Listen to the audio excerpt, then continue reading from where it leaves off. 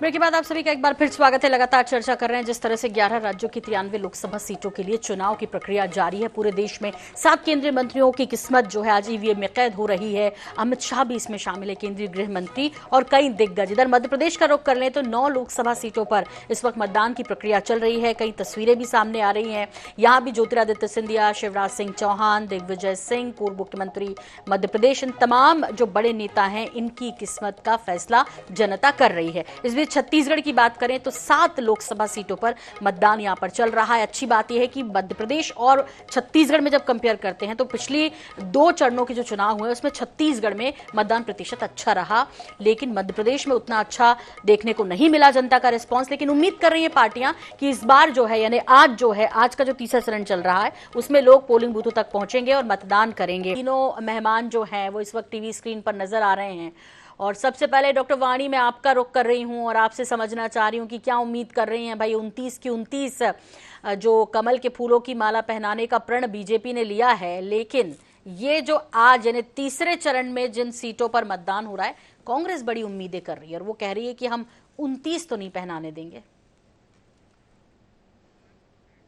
आपके सभी दर्शकों को मेरा नमस्कार। और अभी बचे हुए समय में जितने लोग मतदान केंद्र तक पहुंच सकते हैं और अपना बहुमूल्य वोट राष्ट्रहित के लिए दे सकते हैं तो इस महान यज्ञ में अपनी आहुति जरूर दें।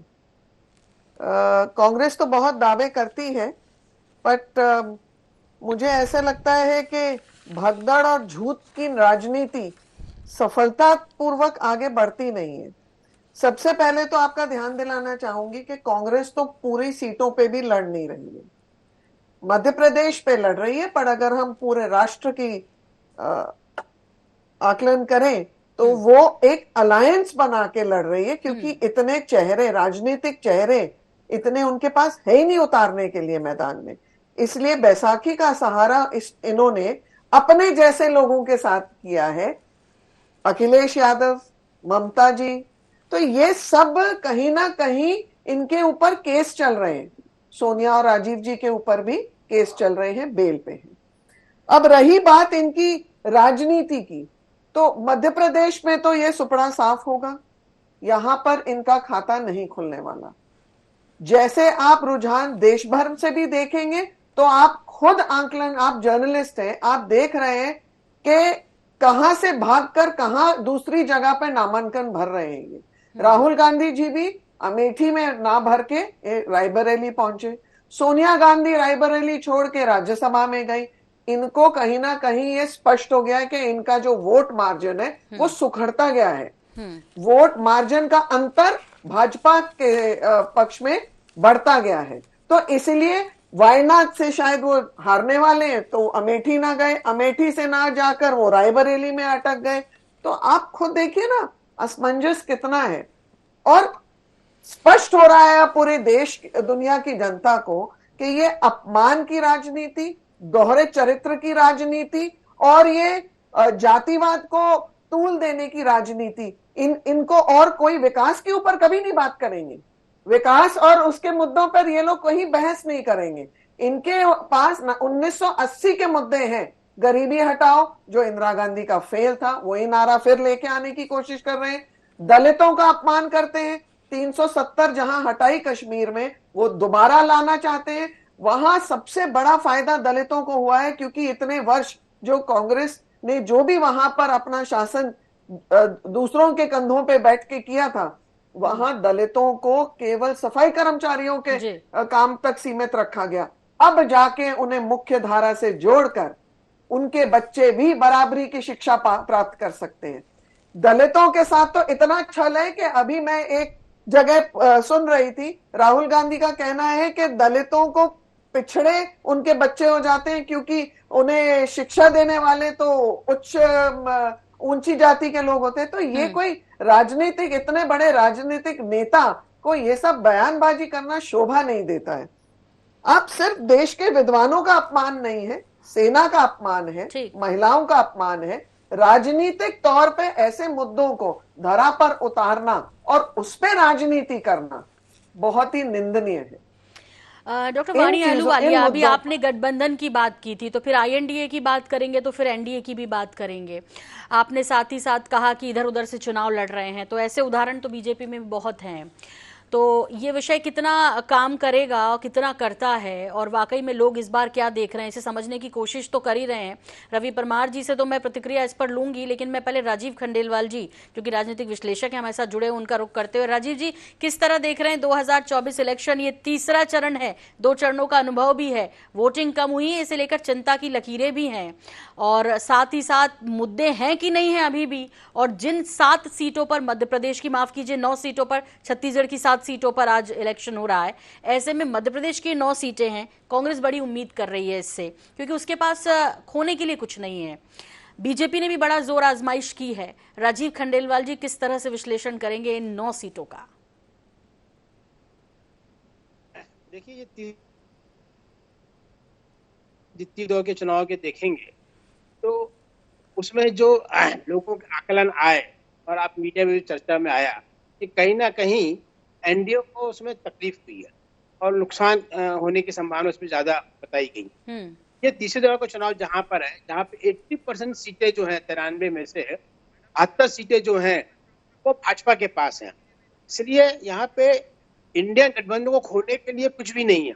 यहाँ जो कुछ है एनडीए को ही अपनी जड़ें मजबूत और करना है, जो पहले और दूसरे चरण में जहाँ पे उन्होंने कुछ अपना ग्राउंड खोया है, ऐसा आकलन लोगों, राजनीतिक पंडितों का, पत्रकारों का है। जी, ये लोकसभा के चुनाव है, इसमें 3 चुनाव बड़े इंपॉर्टेंट हैं। दिग्विजय सिंह, शिवराज सिंह और ज्योतिरादित्य सिंधिया। अब आप तीनों के चुनाव के यदि देखेंगे, बड़ा एक इसमें एक कॉमन चीज जो आ रही है कि दिग्विजय सिंह की श्रीमती जी अमृता सिंह जी, उनकी अपने शिवराज सिंह की श्रीमती जी साधना सिंह और अपने ज्योतिरादित्य सिंधिया की श्रीमती प्रियदर्शनी, ये तीनों मैडम इस अपने लोकसभा क्षेत्र में बहुत ताकत से चुनाव में लगी हैं। और हमको ये देखना होगा कि प्रियदर्शनी जी का जो ज्योतिरादित्य सिंधिया एक बार चूंकि भूल चुके हैं, चुनाव हार चुके हैं मुरैन अपने क्षेत्र से, जहाँ पे कि उनके यादव जो उनके बिल्कुल उन्हीं के व्यक्ति थे, उनके साथ बहुत छोटे वर्ग के आदमी थे, उनको हराया था। और आप किसी तक रिस्क नहीं लेना चाहते हैं, तो प्रियदर्शनी जी का जो उनका जोर है, वो जनता का वो प्रेम, अपनी प्रियदर्शनी जी कितने अपनी ताकत से वो ज्योतिरादित्य सिंधिया को दिला पाएंगी, ये हमको 4 तारीख ये देखना दिलचस्प होगा। लेकिन वाकई जिन सीटों का आपने जिक्र किया है उस पर सबकी नजरें हैं। रवि परमार जी, किस सीट पर आपकी नजर है कि भाई ये तो हम बीजेपी से इस बार छीनने जा ही रहे हैं, क्या उम्मीद कर रहे हैं? देखिए, मैं किसी एक सीट की बात नहीं करूंगा। जिस तरह से भारतीय जनता पार्टी ने झूठ का पुलिंदा पहले चुनाव में जनता के सामने फेंका है और अब भी जनता के सामने झूठ का पुलिंदा लेके आई है। जब देश की जनता और मध्य प्रदेश की जनता उम्मीद लगाकर बैठी हो कि अब देश के प्रधानमंत्री मध्य प्रदेश में आएंगे और रोजगार पे बात करेंगे, महंगाई पे बात करेंगे, जो देश के प्रमुख मुद्दों है, लेकिन वो मुद्दों के से भटकाने के लिए संविधान की बात करते हैं, वो बात करते हैं जिहाद की बात करते हैं, वो राम राज्य की बात करते हैं। तो इन चीजों से मुद्दों को भटकाने का प्रयास किया जा रहा है पूरे देश में। और जिस तरह से देखा जाए कि लगातार प्रधानमंत्री नरेंद्र मोदी की लोकप्रियता कम हो रही है और राहुल गांधी की लोकप्रियता लगातार बढ़ रही है, तो इसको लेकर कहीं ना कहीं भारतीय जनता पार्टी में घबराहट है। और इसी घबराहट की वजह से रवि परमार जी, आप ये इतनी बड़ी बात मध्य प्रदेश में बैठ के कैसे बोल पा रहे हैं? तो समझ ही नहीं आ रहा। पिछला घटनाक्रम देखेंगे तो आप अभी क्या हालत है मध्य प्रदेश कांग्रेस की, कैसे बोल पा रहे हैं आप? देखिए, निश्चित तौर पर कांग्रेस मजबूत है। आज कांग्रेस का कार्यकर्ता मजबूत है। किसी के नेता के जाने से कोई फर्क नहीं पड़ता कांग्रेस को, कोई नेता जाए या फिर देखिए, भारतीय जनता पार्टी का काम है कि मुद्दों से भटकाना, लेकिन देश की जनता मुद्दों से नहीं भटकने वाली। भारतीय जनता पार्टी के नेता मणिपुर पे क्यों नहीं बात करते? भारतीय जनता पार्टी के नेता महिला सुरक्षा की बात करते थे 2014 के पहले, बात करते थे किसानों की, बात करते थे युवाओं के रोजगार की, लेकिन आज क्यों उन मुद्दों पे बात नहीं होती? आज करोड़ों युवा देश का बेरोजगार घूम रहा है। वहीं आप देख रहे हैं महिला सुरक्षित है, लेकिन एनसीआरबी की रिपोर्ट देखिए आप, 33% महिला अपराध बढ़े देश में 2014 से 2021 के बीच में।